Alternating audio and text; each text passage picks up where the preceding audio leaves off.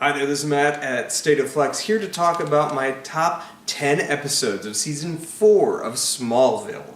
I'm going to start with two honorable mentions, not because they're particularly good episodes, but because they're incredibly important episodes.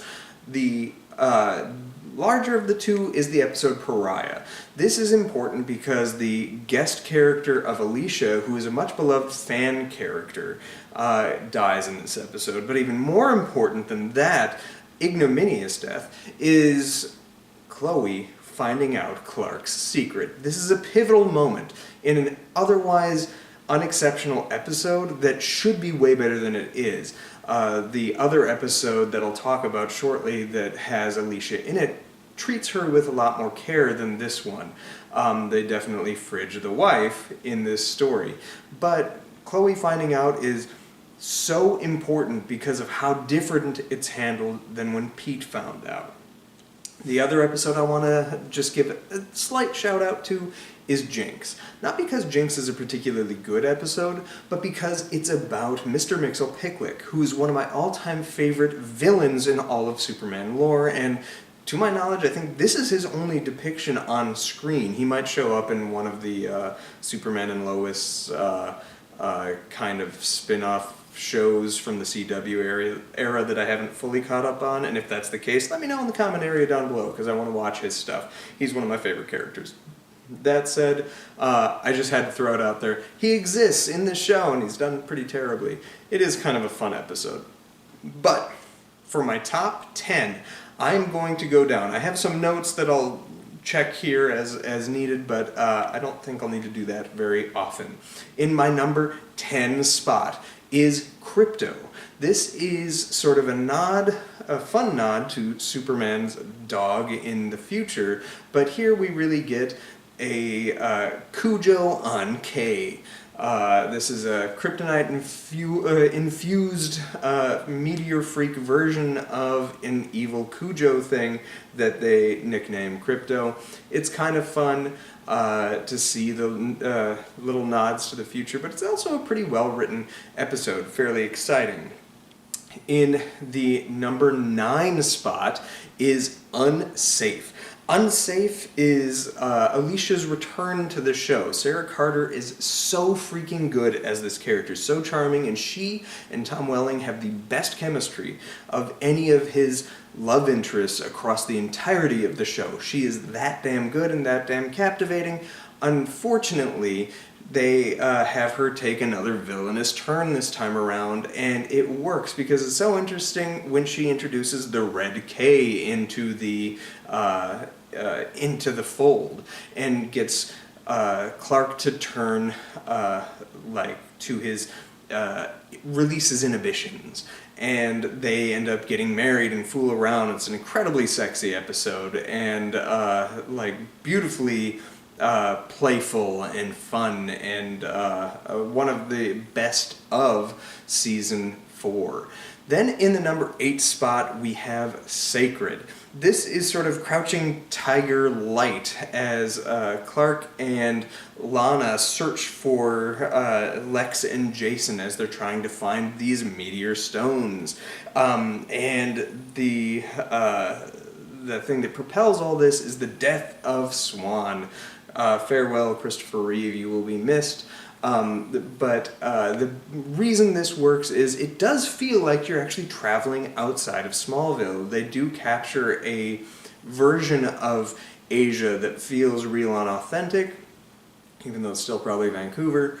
And the action in this episode is incredibly well photographed, and it really goes to show and highlight the strengths Kristen Kreuk has as a physical performer of action. And it's kind of surprising to me that she didn't become a larger action superstar and sensation, because she really has that physicality to sell the action of it all. In the number 7 spot, we have Bound. Bound has Kobe Smulders guest starring to expose Lex Luthor's subtle misogyny. It's his silent misogyny.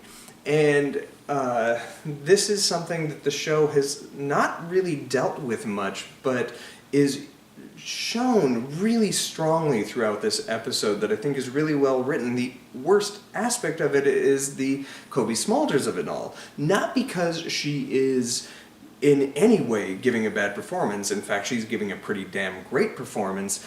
It's the fact that she's so well known, it makes the mystery of whodunit in this whodunit kind of obvious, in the same way that, like, the Phantom Menace, the whole Padme, Queen Amidala thing, because Natalie Portman is such a huge superstar, that just doesn't work. And that's kind of the same thing with Colby Smulders.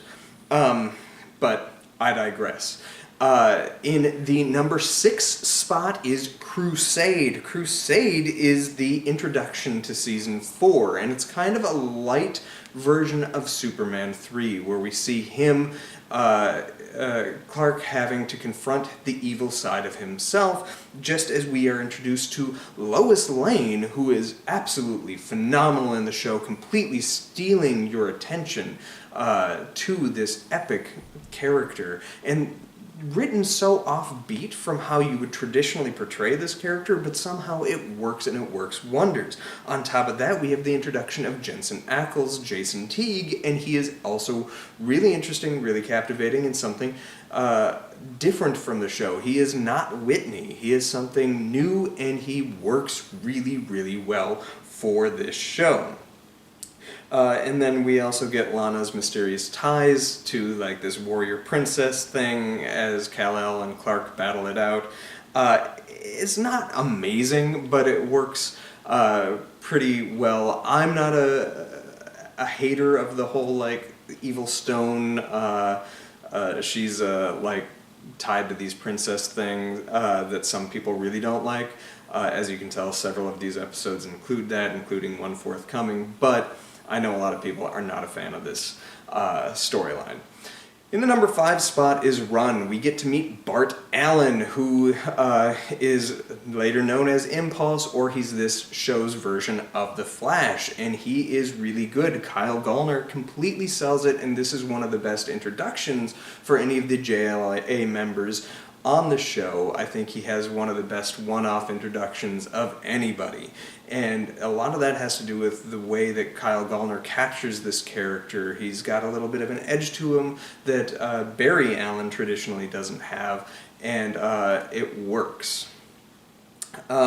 We have in the number 4 spot the season finale, Commencement. Commencement is neat. It's a batshit crazy finale that brings us another meteor shower, and that meteor shower is really, really cool to see how it unfolds with characters you have grown to know and like and love. And it's really genuinely kind of shocking how much destructive damage goes on at the hands of all of this, as some villainous thing is coming, and you know that that looms. And when I first watched it, I assumed it was Zod, but we soon find out it is somebody else. We won't find that out till season 5. But this also gives us more of a cemented look at Lex's villainous turn, which has been subtly happening throughout season 4. By the end of season 4, you get a much firmer stance in that direction. Along the way, Clark spawns the Fortress of Solitude in one of the finest final shots of one of the season finales. In the number 3 spot, we have Spell. I'm a big fan of Spell. This is Hocus Pocus meets Smallville, as Lois, Lana, and Chloe embody these 3 witches and have a super bitchin' fight with Clark Kent, and it is super cool to watch that. I'm a big fan of witches and stuff like that. This was all up my alley, and seems like Jensen Ackles auditioned for Supernatural, which he would leave this show for within the season. And then we have, in my number 2 spot, Transference. It's Freaky Friday as Clark and Lionel switch bodies, and the way each actor performs each other is fantastic, but this marks the turn of Lionel towards the good side, and the fact that he probably now knows Clark's secret. And Tom Welling is phenomenal as this bastard version of himself. It's so good. One of the finest hours of this entire program. Second only to my number one spot is Onyx. Lex is split in two, a dark side and a heroic side, and we find out that Lex is the villain of this story.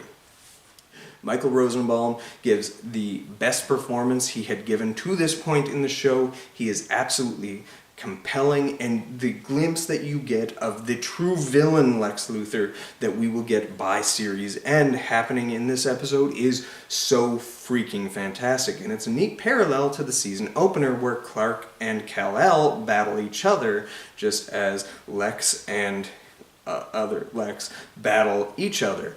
And yeah, so season 4 is filled with some bangers. I struggled in seasons 1, 2, and 3 to round out a full 10 of my favorite episodes. I did not have that struggle with season 4 because season 4, even though it has its spotty areas, really hits it hard when the episodes are good.